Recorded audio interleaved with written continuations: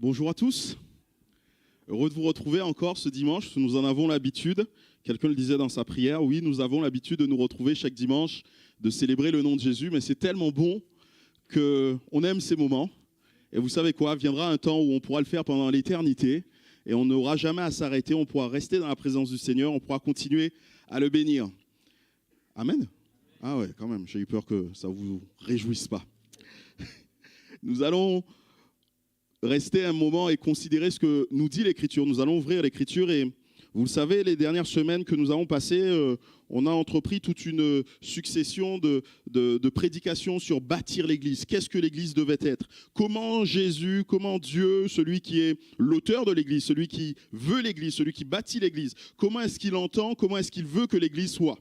On a vu différents points. Il nous faut être une église pentecôtiste. Il nous faut être une église basée sur la parole, basée sur Jésus-Christ. Il nous faut une église qui soit basée sur le rocher d'angle qui est Jésus-Christ. Une église accueillante, une église qui a de l'ambition et ainsi de suite. On en a vu beaucoup. On en a vu une dizaine. Il y a eu 10 prédications en tout. Et j'avais prévu de m'arrêter là. Mais finalement, on va changer nos plans. Puisque le Seigneur me met à cœur autre chose.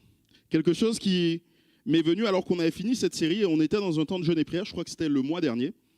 Et alors qu'on était dans ce temps de jeûne et prière, quelque chose est monté sur mon cœur, on l'a partagé avec ceux qui étaient présents et on a pris le temps de prier pour cela. Et je m'étais dit, bon, ben, c'est pas grave, ceux qui étaient présents l'ont entendu, on va s'arrêter là. Mais en y réfléchissant, en priant encore, le Seigneur m'amène à me dire, il nous faut aller vers cela. Et je voudrais qu'on considère ce matin encore une nouvelle caractéristique, peut-être la dernière, on verra bien. Hein. Je dis ça, mais le Seigneur peut conduire les choses autrement. Mais nous voulons être une église de disciples et de serviteurs prêts à servir le Maître. Nous voulons être une église de disciples et de serviteurs prêts à servir le Maître. Vous savez, on a dans l'Ancien Testament ce passage, on a un moment donné où David, le roi d'Israël, à un moment donné a voulu construire le temple pour Dieu. Il n'y avait aucun endroit physique, en tout cas en dur, où on pouvait s'approcher de Dieu. Il s'est dit, je vais construire un temple. Dieu lui dit, écoute, c'est pas toi qui vas le faire, c'est ton fils. Et vous savez ce que David va faire? Il va mettre de côté tout ce qui était utile pour la construction du temple. Il va mettre de côté tout ce qui était nécessaire pour élever ce temple, pour que son fils puisse le faire. Et quand on lit le livre des Chroniques, il y a un décompte qui est fait à un moment donné. Il nous est dit, il a mis de l'or, on nous dit tant de quantité d'or, on nous dit tant de quantité d'argent. Quand on en arrive au bronze, il nous dit, il y avait tellement de bronze qu'on ne pouvait pas le compter. Et ainsi de suite pour les choses. Il y avait de la pierre, il y avait du bois, il y avait tout ce qu'il fallait. Il avait tout mis en place. Mais tant que Salomon n'avait pas pris le temps de bâtir comme ça aurait dû être bâti, tout ça, aussi précieux que c'était, il y avait de l'or, de l'argent, il y avait du bronze, il y avait des matériaux précieux, des pierres précieuses. Tout cela n'était qu'un tas qui prenait de la place quelque part. Tout cela n'était qu'un tas qui prenait de la place quelque part. Nous sommes, nous, les matériaux que Dieu utilise pour bâtir son Église. Mais si nous ne faisons pas les choses comme Dieu l'entend, comme Dieu le veut, nous allons être des tas qui prennent de la place quelque part. Et nous ne serons pas l'Église de Dieu. Nous ne serons pas l'Église de Jésus-Christ. Il nous faut faire attention à la manière dont on construit. C'est Paul qui le dira, attention, comment vous construisez sur ce fondement. Si vous utilisez des pierres, si vous utilisez des matériaux de moindre qualité, il nous faut faire attention à la manière dont on construit. Et je pense que nous, en tant que chrétiens, nous devrions avoir deux attitudes. Et nous allons prendre l'exemple de deux hommes que l'on trouve dans la Bible. On va faire une première lecture dans le livre des Actes, au chapitre 4 et au verset 36. Nous allons faire la connaissance d'un premier homme qui va être le premier point qui va nous permettre de réaliser comment nous devrions être. Nous devons être des disciples et des serviteurs prêts, je le disais. Mais à partir d'Actes 4, 36 et de la vie de Barnabas, voilà ce que nous trouvons et ce que nous lisons. Actes 4. Verset 36. Joseph, surnommé par les apôtres Barnabas, ce qui signifie fils d'exhortation, lévite, originaire de Chypre, vendit un champ qu'il possédait et apporta l'argent et le déposa aux pieds des apôtres. Amen. Et on va s'arrêter juste là. La Bible nous présente un premier personnage, Joseph, appelé Barnabas par les apôtres. Il est appelé fils d'exhortation. Je pense que si les apôtres l'ont appelé fils d'exhortation, c'est parce que dans l'église de Jérusalem, il y avait des personnes qui avaient besoin d'exhortation. Dans l'église de Jérusalem, il y avait des personnes qui avaient besoin qu'on les accompagne, qu'on soit auprès d'eux, qu'on puisse les prendre, les accompagner. On pense, nous, en général, et c'est la vision qu'on peut avoir lorsqu'on regarde l'église, qu'une fois que les personnes viennent à l'église, ça va, tout est parfait. On est content de voir des personnes venir à l'église. Et si c'est l'une des premières fois que vous êtes au milieu de nous, soyez les bienvenus. Sentez-vous à l'aise au milieu de nous. Nous sommes heureux que vous soyez là. Mais nous devons réaliser et comprendre que ceux qui viennent sont dans une démarche, dans un processus, et ils ne sont qu'au début de ce processus. Et même si par la grâce du Seigneur, on les voit un jour prendre le baptême, ils ne sont qu'au début de ce processus. Je me souviens quand je suis passé par les eaux du baptême, c'était il y a un petit moment maintenant, en 1998. C'était sous d'autres latitudes, j'étais en Guadeloupe. Ça s'est passé à la plage, on faisait comme ça à l'époque, en tout cas dans l'église où j'étais à la plage, j'ai pris mon baptême. Et je me souviens de mon père qui vient me voir après et qui me dit « La fin d'une chose vaut mieux que son commencement ». Et dans ma tête, je me suis dit « Mais il y a un truc qu'il n'a pas compris ».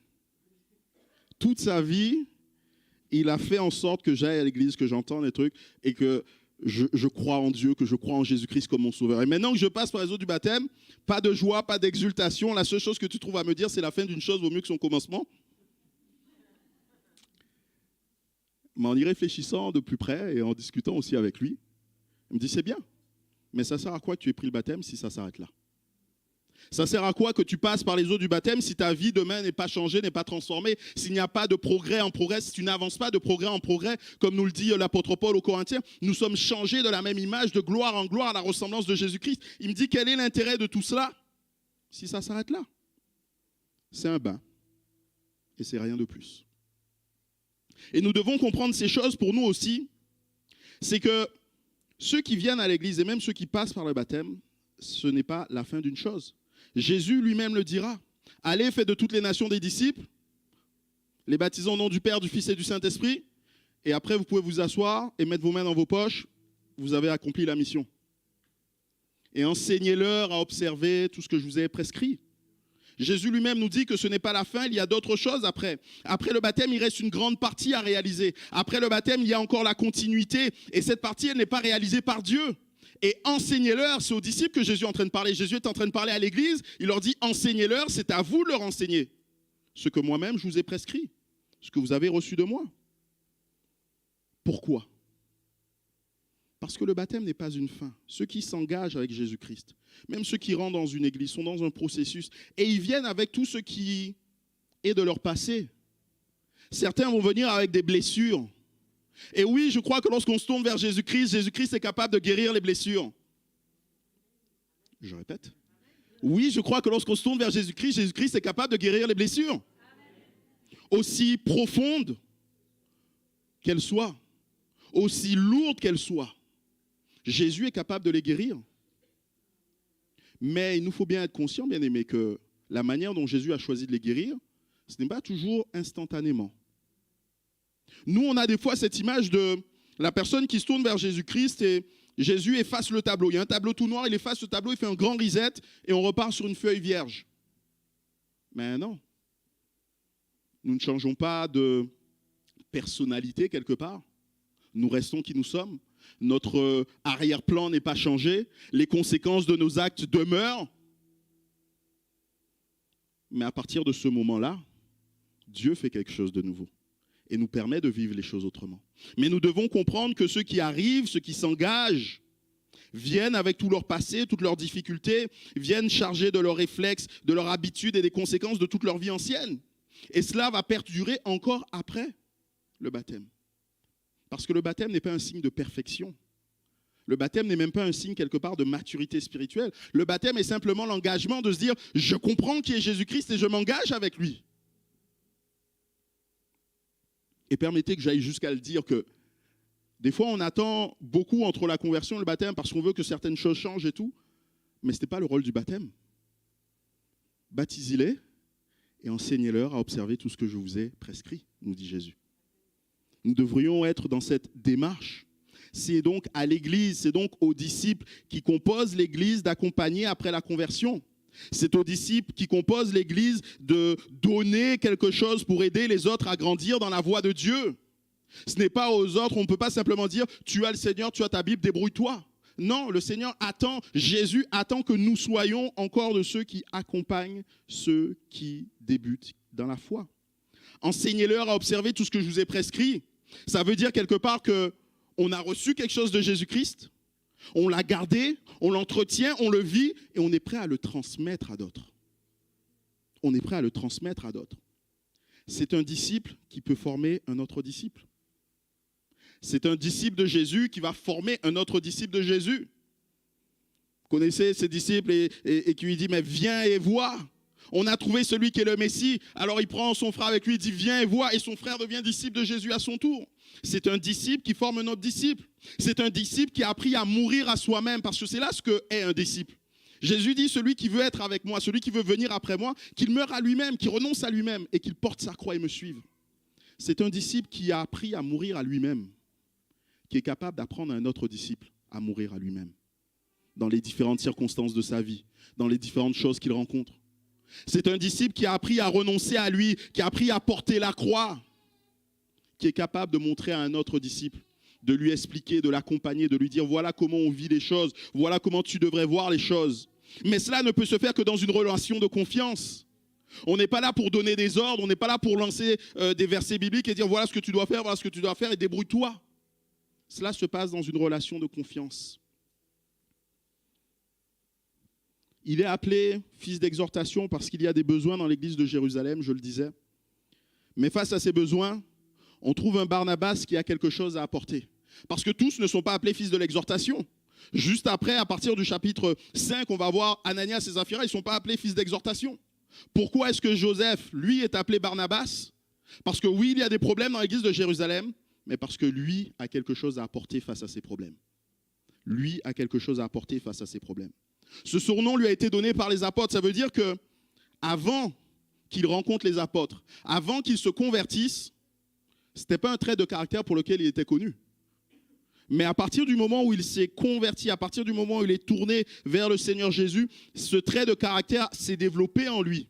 Il est appelé fils d'exhortation parce qu'on l'a vu exhorter des disciples. On l'a vu prendre du temps avec des disciples qui étaient en difficulté. On pourrait facilement imaginer la vie de Barnabas comme étant quelque chose de compliqué, parce qu'on n'a pas vu une fois. On a dû le voir à de nombreuses reprises. Il devait être entouré de personnes qui avaient des besoins. Il devait passer son temps à écouter ceux qui se lamentent pour des raisons plus ou moins valables. Il devait être cette oreille attentive. Il devait passer son temps à conseiller ceux qui se retrouvent dans des situations plus ou moins confortables à cause de choix qu'ils avaient faits. Et là, il était encore celui qui était capable de s'asseoir avec eux, de les écouter et de les conseiller. Il était aussi celui qui était capable d'accompagner ceux qui avaient trébuché, ceux qui étaient tombés pour X ou Y raison, parce qu'il y avait un péché récurrent dans leur vie qu'ils n'avaient pas réglé. Il était là avec eux et prenait le temps avec eux. Il savait prendre le temps avec eux, il savait les écouter, il savait s'attendre et attendre avec eux. Comment est-ce que Barnabas accompagnait? Comment est-ce que nous pouvons nous aussi accompagner? Comme Barnabas le faisait, la première des choses que je veux noter, c'est qu'on ne peut pas accompagner sans connaître. On ne peut pas accompagner sans connaître. Et c'est là ce qu'on voit Barnabas faire un peu plus loin dans le livre des Actes au chapitre 9. Il nous est dit, alors Barnabas, l'ayant pris avec lui, il s'agit de Saul qui est devenu Paul, l'ayant pris avec lui, le conduisit vers les apôtres et leur raconta comment sur le chemin, Saül avait vu le Seigneur qui lui avait parlé et comment à Damas, il avait prêché franchement au nom de Jésus. Vous savez ce qui s'est passé à ce moment-là, acte 9, 27, là, donc Paul se convertit, enfin Saül se convertit alors qu'il allait vers Tars. À Tars, il va être exfiltré de la ville parce que certains en voudront à sa vie. Il va se retrouver à Jérusalem et à Jérusalem, il va vouloir aller vers l'église, mais l'église va se souvenir qu'il n'y a pas si longtemps que ça. Ce Saul de Tars était celui qui était parti à Damas avec des lettres pour mettre en prison les chrétiens. Ils vont se souvenir de ça et seront donc un peu sur la réserve et ne voudront pas aller avec lui. Que va faire Barnabas? Il est celui qui accompagne et qui veut connaître. Il va aller jusqu'à Paul et il va l'écouter. Il va parler avec lui. Parce que notez bien que c'est lui qui va redire aux apôtres ce qu'il a vécu et comment il a vécu les choses. Ce n'est pas quelqu'un d'autre, ce n'est pas Paul qui va dire les choses, c'est lui qui va les redire. Donc il a été un moment à côté de Paul, il a écouté Paul, il a été avec Paul et Paul a pu lui dire les choses. En fait, en cela, Barnabas ne fait que ce que Jésus a fait. Jésus était celui qui était proche et qui écoutait les gens, qui passait du temps avec eux. Lui, plus que tout, quiconque aurait pu être la voix de Dieu à distance. Vous savez, il est la parole de Dieu, il est le Logos. Il aurait pu être la parole de Dieu qui reste à distance, mais il a choisi de venir, de marcher dans nos chaussures, de se mettre à notre hauteur pour nous permettre de grandir. Et quelque part, c'est là ce que nous devons faire. Nous devons accompagner en connaissant ceux que nous voulons accompagner. On ne peut pas accompagner non plus sans cheminer, sans vivre avec eux. On ne peut pas accompagner non plus en étant à distance, il nous faut être proche. Barnabas est le disciple qui accompagne les autres. Il marche à côté d'eux, et je vais même utiliser ce terme, il est un paraclète. Fils d'exhortation. Le mot exhortation ici, c'est le même mot, paraclète. Pour ceux qui sont familiers du grec et de ces termes de la Bible, paraclète est le même terme qu'on a employé pour Jésus et pour le Saint-Esprit, qui sont ceux qui sont appelés à côté de nous, qui marchent à côté de nous, qui nous guident. Barnabas est de cela. Il est proche des nouveaux disciples pour les aider à grandir. Acte 11, versets 21 à 23. Le bruit en parvint aux oreilles des membres de l'église de Jérusalem. De quel bruit il s'agit? Du fait que certains chrétiens à Antioche, en Syrie actuelle, ont et se sont tournés vers Jésus. Et ils envoyèrent qui? Barnabas jusqu'à Antioche. Lorsqu'il fut arrivé et qu'il vit la grâce de Dieu, il s'en réjouit et il les exhorta tous à rester d'un cœur ferme, attaché au Seigneur. On l'a envoyé parce qu'on savait que Barnabas était celui qui était capable de voir les choses, de se réjouir de ces choses et d'encourager. Et c'est là ce qu'il va faire. Il a dit, vous avez compris, vous êtes sur le bon chemin. Maintenant, continuez à rester sur ce chemin. Continuez à cheminer avec Dieu. Continuez à vous attacher à lui. Continuez à prier. Continuez à lire votre Bible. Vous êtes sur le bon chemin. Parce que Barnabas, c'est celui qui est proche des nouveaux et qui les aide à grandir. Il est proche des disciples pour leur enseigner comment servir Dieu. Un peu plus loin, acte 11, 25, 26, Barnabas se rendit ensuite à Tarse pour chercher Saul. Saul, il s'agit de Paul. Et l'ayant trouvé, il l'amena à Antioche. Pendant toute une année, ils se réunirent aux assemblées de l'église. Ils enseignèrent beaucoup de personnes. Ce fut à Antioche que pour la première fois, les disciples furent appelés chrétiens. Et qu'est-ce que Barnabas va faire là? Il avait déjà rencontré Paul une première fois. Il avait déjà pris du temps avec lui. Il avait déjà prié avec lui. Et là, alors qu'il est dans cette église d'Antioche, il se dit, mais je vais servir, mais il faudrait que j'emmène et que j'explique à un autre comment servir. Et là, tout de suite, il va se souvenir de Saul. Et il va retourner le chercher, il va venir avec lui à Antioche, et il va lui dire, écoute, ensemble, on va faire des réunions. Et pendant 1 an, ils ont fait des réunions, quasiment tous les jours. Et Paul était là, regardant, écoutant Barnabas. Paul a appris de Barnabas. Barnabas est celui qui aide les disciples à servir Dieu. Il lui dit, voilà comment on fait pour servir Dieu. Voilà comment on fait pour préparer une réunion. Voilà comment on fait quand on a un entretien avec quelqu'un. Voilà comment on fait pour exhorter quelqu'un qui en a besoin. Il l'a pris avec lui pour l'enseigner. Mais Barnabas, c'est aussi celui qui est proche de ceux qui boitent pour les aider à marcher. Quand je parle de boiter, je parle de sens spirituel, de ceux qui ont des difficultés. Et acte 15, 39, il nous est dit, ce dissentiment fut assez vif pour qu'ils se séparent l'un de l'autre. Et Barnabas, prenant Marc avec lui, s'embarqua pour l'île de Chypre. Vous savez ce qui s'est passé? Paul et Barnabas sont partis faire un premier voyage missionnaire. Ils ont annoncé le bon et le merveilleux nom de Jésus partout où ils allaient. Et il y avait avec lui un petit jeune qui s'appelait Marc. À un moment donné, Marc, il a quitté les lieux parce qu'il n'en pouvait plus. C'était trop compliqué pour lui. Et quand ils sont en train de penser à un deuxième voyage missionnaire, Barnabas dit à Paul, « Hey, il faut qu'on reprenne Marc avec nous. » Et Paul dit, « Ah non, hors de question. On n'a pas le temps, on ne va pas prendre Marc. Il nous a lâchés la première fois, on n'en veut pas. » Que fait Barnabas? Alors là, la Bible nous dit que ce dissentiment a été assez fort, donc ils ont dû se parler virilement, on va le dire comme ça. Mais que vont faire Paul et Barnabas? Chacun va aller de son côté, mais Barnabas ne va pas aller de son côté parce qu'il est fâché, ni Paul d'ailleurs, qu'on s'entende, mais Barnabas va aller de son côté parce qu'il veut prendre Marc avec lui. Marc, celui qui a trébuché, Marc, celui qui marche de travers, Marc, celui qui n'est pas fiable, il va le prendre et va l'accompagner.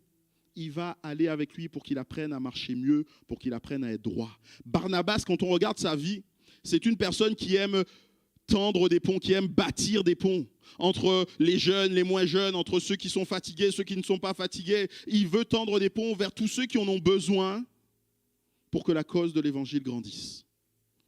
Barnabas est celui qui bâtit des ponts et veut encourager tout un chacun. Il était fils d'exhortation parce qu'il y avait des besoins à Jérusalem, parce qu'il avait quelque chose à apporter, mais tout simplement aussi, et on devrait commencer par là, parce qu'il avait certainement laissé dans sa vie l'évangile produire son effet. Paul et Jean-Baptiste nous diront à chacun à leur manière, mais je paraphrase ces textes bibliques, qu'on ne peut pas donner ce qu'on n'a pas reçu. On ne peut pas amener quelqu'un quelque part si nous-mêmes on n'a pas été à cet endroit-là.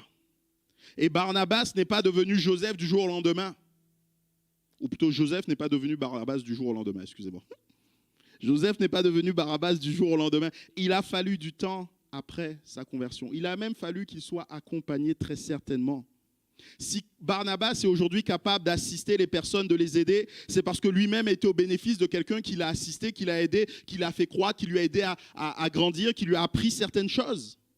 Et vous savez quoi? La Bible nous donne un principe qui est clair et qui est simple, c'est qu'on ne peut engendrer que selon son espèce. Un chat va donner des chats. Un chien va donner des chiens, une chèvre va donner des chèvres, ainsi de suite. Quelqu'un qui exhorte et qui accepte de rentrer dans ce processus de disciple-là, d'accompagner un autre disciple, va produire lui aussi quelqu'un qui est capable d'exhorter. Et je pense que s'il est capable d'exhorter, là, Barnabas, c'est parce que lui-même, quelqu'un lui a permis et a été un exhortateur pour lui. Et on voit que lui-même, il va reproduire ces choses avec d'autres. Paul est un exhortateur. Quand on lit certains passages de Paul, on ne peut pas en douter. On ne peut pas croire que Paul n'est que quelqu'un de théologique qui vole très haut et qui ne sait pas s'arrêter sur les choses concrètes. Non, parce que justement, il a cette compréhension théologique. Il est capable et à même de nous enseigner. Et quelle parole merveilleuse pour quelqu'un qui souffre que d'entendre Dieu, Jésus lui dire « Ma grâce te suffit. Ma grâce te suffit. » On pourrait se dire « Ah, mais c'est rien la grâce. » La grâce, c'est ce qui a conduit Jésus-Christ, créateur de l'univers, à passer de son ciel de gloire jusqu'à cette terre, à mourir sur la croix et à ressusciter. Quand Jésus te dit « Ma grâce te suffit », ça ne veut pas dire qu'il ne va rien faire pour toi. Ça veut dire qu'il a toute la puissance de Dieu à l'œuvre pour toi. Ça veut dire qu'il est prêt encore à te bénir, qu'il est prêt encore à te faire du bien. Et pour la personne qui a reçu cette parole ce matin, sois encouragé. La grâce de Dieu te suffit, mais tu n'as besoin de rien d'autre. Parce que c'est la grâce toute puissante de Dieu. Tu n'as besoin de rien d'autre. Paul est quelqu'un qui est capable d'encourager. Marc lui-même, celui que Paul n'a plus voulu, celui que Paul a rejeté, est quelqu'un qui est capable d'encourager, quelqu'un qui est utile dans le ministère. C'est Paul qui le dira à la fin de sa vie.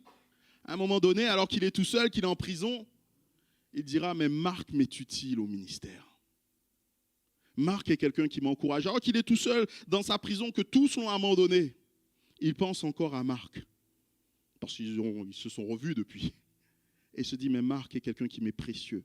Marc est quelqu'un qui m'encourage. » Parce qu'il a été avec Barnabas. Barnabas lui a transmis quelque chose. C'est le principe même de fonctionnement de l'Église. Des disciples qui font d'autres disciples. L'Église, ce n'est pas autre chose que cela.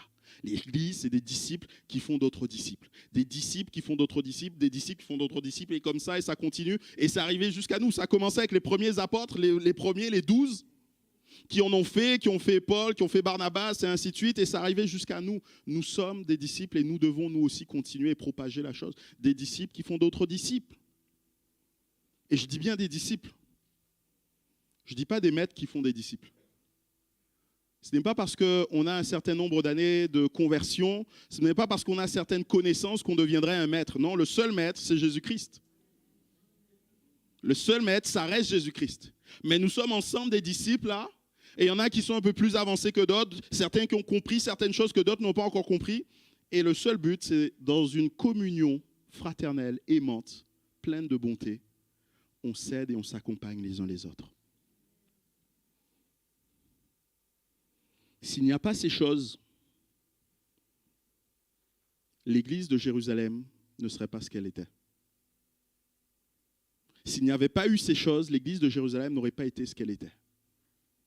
Et aujourd'hui, on pourrait se poser la question, et je voudrais te poser la question. Pour qui es-tu un Barnabas? Pour qui es-tu un Barnabas? Nous sommes des chrétiens, des disciples qui font des disciples. Pour qui es-tu un Barnabas? Qui est-ce que tu es en train d'entraîner avec toi dans quelque chose de particulier?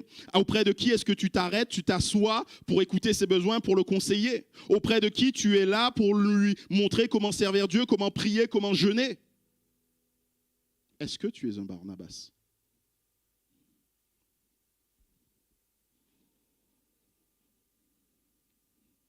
C'est la question à laquelle chacun va répondre. On pourrait continuer et regarder un autre personnage de la Bible et on va tourner quelques pages dans nos Bibles en Actes au chapitre 6 et au verset 1er. Acte 6, 1er, je lis. En ces temps-là, le nombre des disciples augmentant, les hellénistes murmurèrent contre les Hébreux, parce que leurs veuves étaient négligées dans la distribution qui se faisait chaque jour. Les 12 convoquèrent la multitude des disciples et dirent, « Il n'est pas convenable que nous laissions la parole de Dieu pour servir aux tables.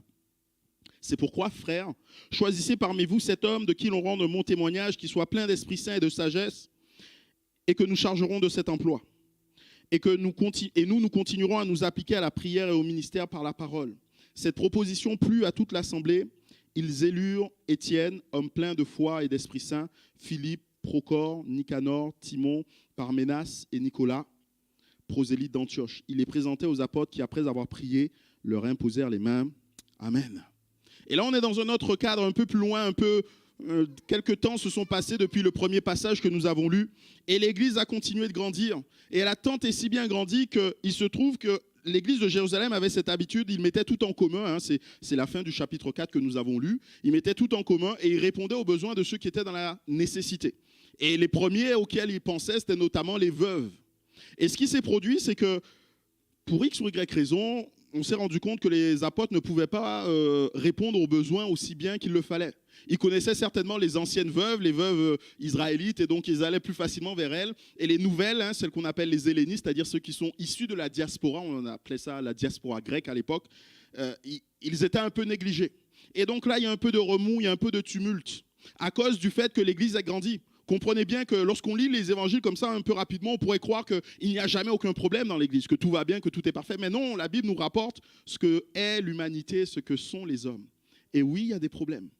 Il y a des problèmes parce que le groupe des disciples a connu un bouleversement auquel ils ne pensaient pas. L'Église va passer d'un petit groupe de personnes qui se connaissaient depuis plus ou moins 3 ans, ils étaient 120 dans la chambre haute, à un groupe énorme, multiculturel, et à un moment donné, ils sont plus de 3000. Ils vont passer de ce tout petit groupe à cette masse énorme. Ils vont passer de la chambre haute, cette chambre qui était capable de tenir 120 personnes, cette chambre dans laquelle ils avaient des souvenirs de Jésus, parce qu'on estime que c'est certainement cette même chambre dans laquelle ils avaient fait la Pâque. Ils vont passer de cette chambre haute à des lieux quelconques qu'ils ne connaissent pas, parce que les lieux ne peuvent pas les contenir. On les voit aller dans le temple, on les voit aller au bord des fleuves, et ainsi de suite. Ils vont passer d'un fonctionnement où les 12 faisaient tout, à un fonctionnement où d'autres sont obligés de servir. Elle va être bouleversée, l'Église. Elle va être bouleversée à cause de la croissance. Elle va être bouleversée à cause des personnes qui vont arriver, des personnes nouvelles qui vont arriver. Et face à cela, l'Église aurait pu, face à ce bouleversement, l'Église aurait pu se dire, oh, c'était quand même mieux avant du temps de la Pentecôte, des temps avant Pentecôte. On va retourner à ce qui était avant la Pentecôte. Donc on veut être 120, on veut être dans notre petite chambre haute, on veut être entre nous. Ils auraient pu dire ça. C'était tellement plus simple de le dire. Mais ça aurait été une erreur tellement grande, tellement profonde de faire cela. Heureusement, merci Seigneur, animé par le Saint-Esprit, l'Église va simplement faire ce que Jésus lui-même a fait. Qu'est-ce que Jésus faisait?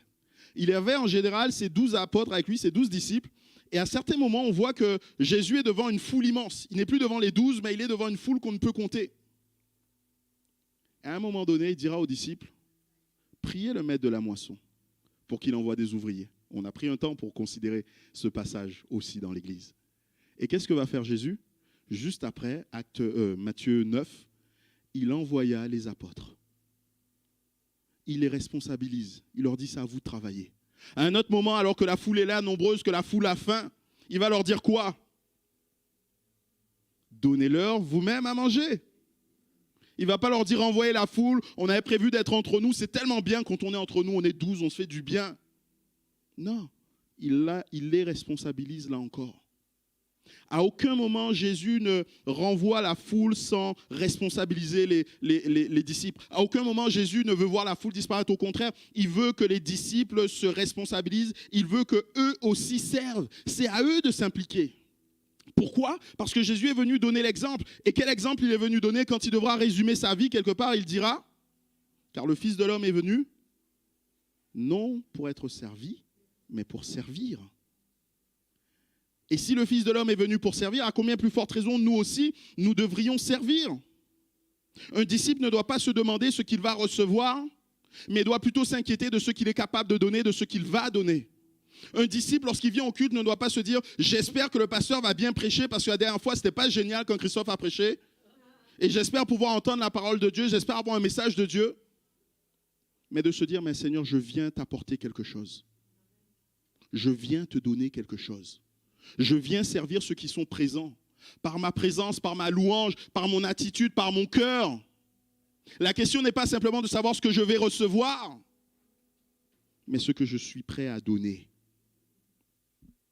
Bien-aimés, n'oublions pas, c'est Jésus qui prendra cette parabole du serviteur inutile. Le serviteur n'est pas celui qui doit s'inquiéter pour lui-même. Et d'ailleurs, même le maître ne s'inquiète pas du serviteur. Il prend cette parabole, il dit, imaginez que vous ayez un serviteur qui a passé son temps dans le champ, et une fois qu'il rentre à la maison, est-ce que le maître va lui dire, écoute, tu as travaillé dur, assieds-toi sur la chaise, mange, bois, moi je vais m'occuper de tout. Non, non, non, c'est pas comme ça que ça se passe. Le maître reste assis, et le serviteur continue de le servir, malgré qu'il a fait la journée de travail. Mais des fois, est-ce que nous, on n'est pas en train de se dire, mais Seigneur, sers-moi. Qu'est-ce que tu as à me donner? Nous sommes des serviteurs inutiles. Nous sommes des serviteurs inutiles. Nous n'avons pas à nous inquiéter de ce que nous allons recevoir, mais nous devons regarder à ce que nous donnons, à ce que nous communiquons. Et certains vont me dire, oui, mais qu'est-ce qu'on a à donner?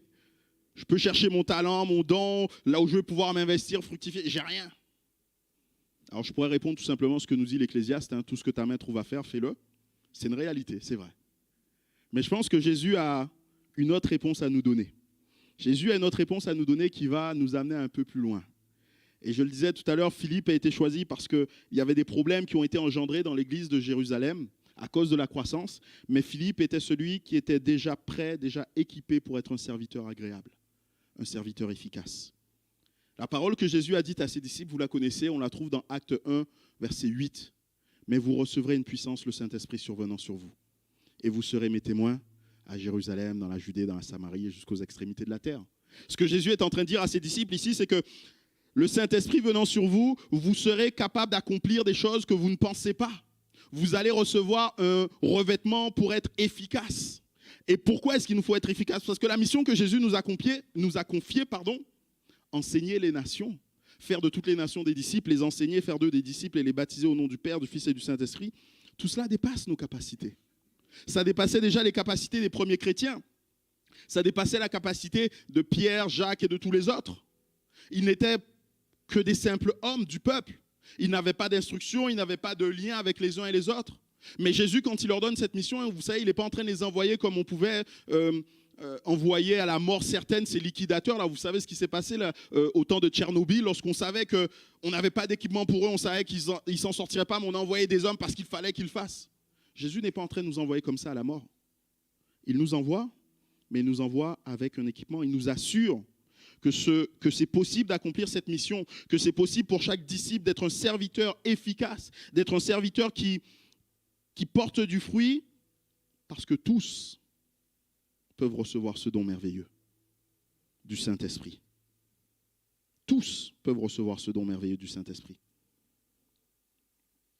On va choisir Philippe face à ce besoin de l'Église parce qu'il est déjà équipé, il est déjà rempli, plein d'Esprit Saint et de sagesse. Quand on parle de cela, quand la Bible nous parle de ça, notamment dans le livre des Actes, plein d'Esprit Saint, rempli de l'Esprit Saint, il fait bien sûr référence à ce baptême dans cet esprit, cette expérience qui s'est produite le jour de la Pentecôte, où des langues de feu sont tombées sur eux, où ils se sont mis à parler en d'autres langues. Mais la Bible ne fait pas référence uniquement à une expérience passée. La Bible fait référence à une expérience continue. Les disciples s'entretenaient dans le fait d'être remplis du Saint-Esprit parce que vous lisez Acte 2, ils sont remplis de l'Esprit, mais vous lisez Acte 4, ils sont de nouveau renouvelés dans l'Esprit et ainsi de suite. À de nombreux autres moments dans l'Écriture, ils sont renouvelés de l'Esprit. Ils continuaient et ils gardaient cela et se laissaient renouveler continuellement du Saint-Esprit. Ils entretenaient cette manière de vivre et Philippe avait fait cette expérience, mais il l'entretenait et c'est pour ça, c'est parce qu'il était rempli du Saint-Esprit à ce moment-là qu'il a été choisi. Ce n'est pas parce qu'il avait fait une expérience il y a 2, 3, 4, 20, 30 ans. C'est parce qu'à ce moment-là, il est rempli du Saint-Esprit. Et parce qu'il est rempli du Saint-Esprit, on voit qu'il est capable d'être un serviteur efficace. Dans Acte 6, il va être celui qui va commencer à servir aux tables, de s'occuper des veuves qui en ont besoin. Et quelques chapitres plus loin, Acte 8, on le voit en Samarie, en train d'annoncer l'évangile, et il va se produire des miracles. Et un peu plus loin, on le voit qui va parler à un homme sur le chemin perdu, et cet homme va se convertir. Et un peu plus loin encore, on le voit, et il est défini et décrit comme étant un évangéliste, c'est-à-dire quelqu'un qui annonce l'évangile un peu partout. Parce qu'il était rempli du Saint-Esprit, il a été un serviteur efficace. Dans l'Église bien-aimée, l'occasion ne fait pas le larron. C'est une expression qu'on entend assez souvent, de dire que quand on a une occasion, on peut sauter dessus, et à ce moment-là, ça va se concrétiser. Mais dans l'Église, l'occasion ne fait pas le larron.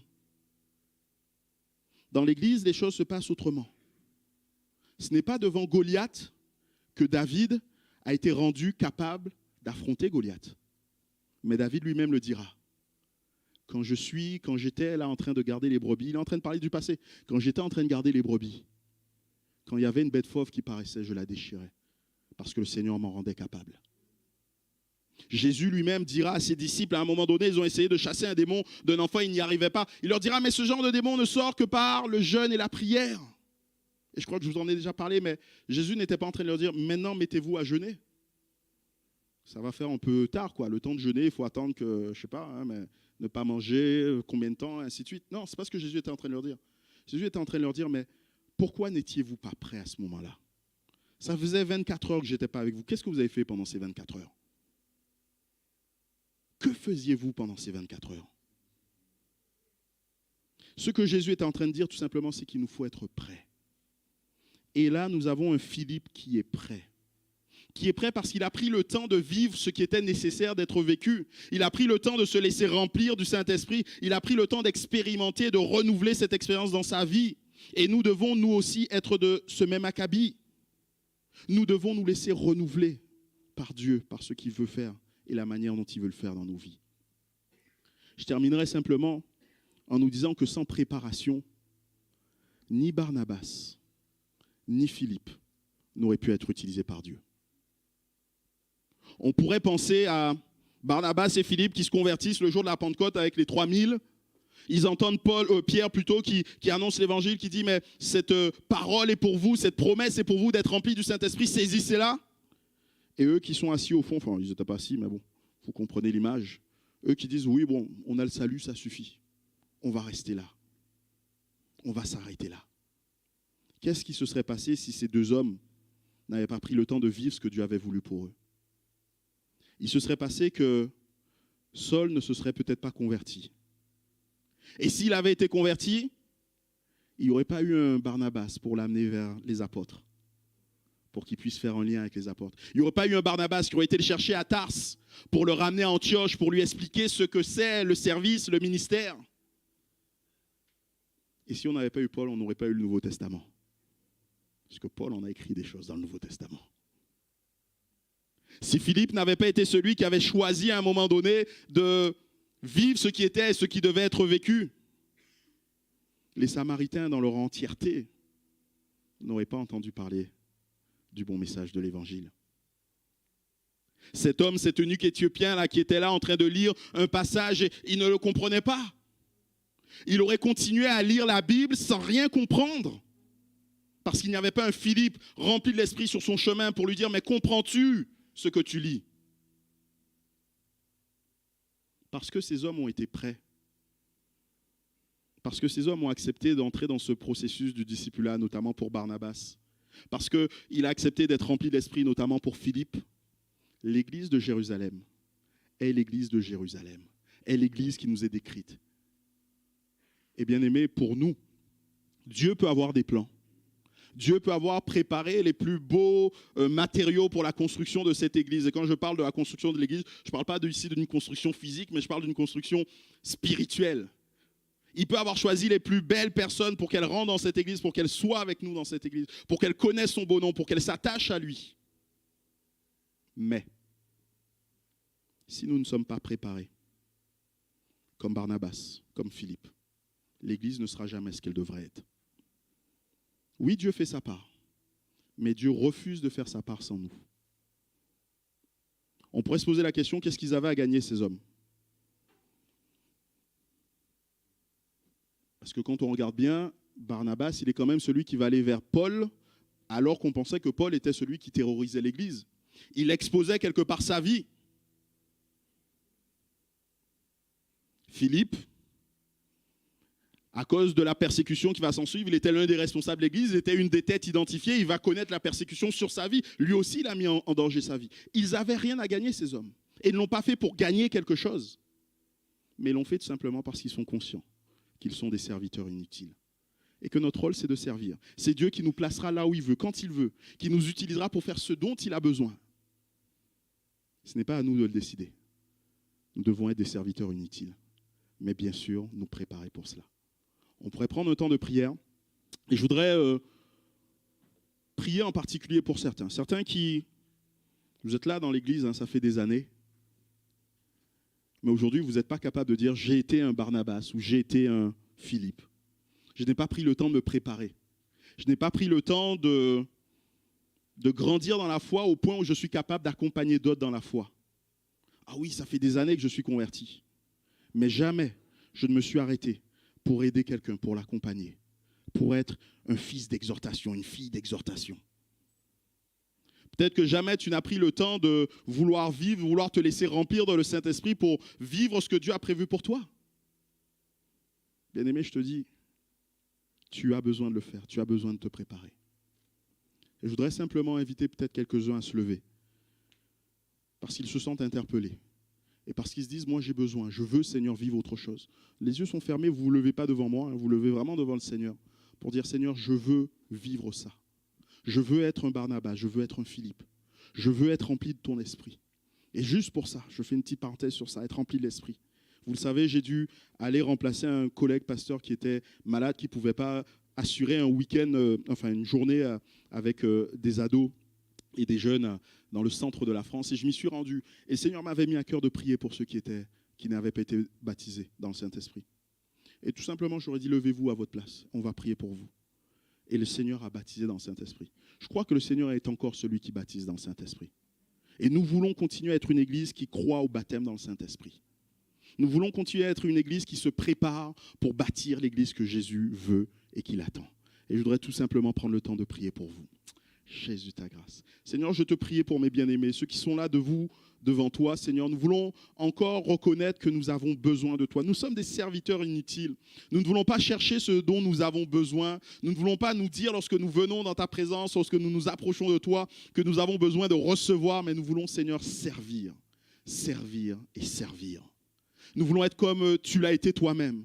Et je te prie pour tous ces bien-aimés, Seigneur, qu'ils acceptent encore de se préparer, de faire ce qui est nécessaire, de peut-être passer du temps dans ta présence, d'ouvrir ta parole, peut-être tout simplement de s'ouvrir à d'autres, de pouvoir partager leur expérience pour que d'autres soient au bénéfice de cette expérience. Je prie pour qu'il y ait des Barnabas au milieu de nous, Seigneur, parce que tu es celui qui va envoyer dans l'Église encore des personnes qui ont besoin de Barnabas. Je prie pour qu'il y ait des Philippe qui se lèvent pour servir, parce que dans l'Église, Seigneur, avec la croissance, tu vas encore nous permettre d'avoir des services auxquels on n'avait pas pensé. Mais toi, tu as déjà prévu, Seigneur, les personnes et les compétences. Nous te les recommandons et je te recommande tout un chacun, Jésus, dans la grâce et dans la puissance de ton saint nom. Merci mon Père et mon Roi. Et merci de baptiser dans le Saint-Esprit, Seigneur. Nous voulons continuer à prier pour cela. C'est une promesse que tu nous as faite et nous voulons encore croire que cette promesse est d'actualité, Seigneur. Alors merci encore de baptiser mes bien-aimés, Jésus. Remplis-les de ta présence et de ta puissance. Gloire à ton Saint-Nom, Jésus. Amen. Alléluia. Amen.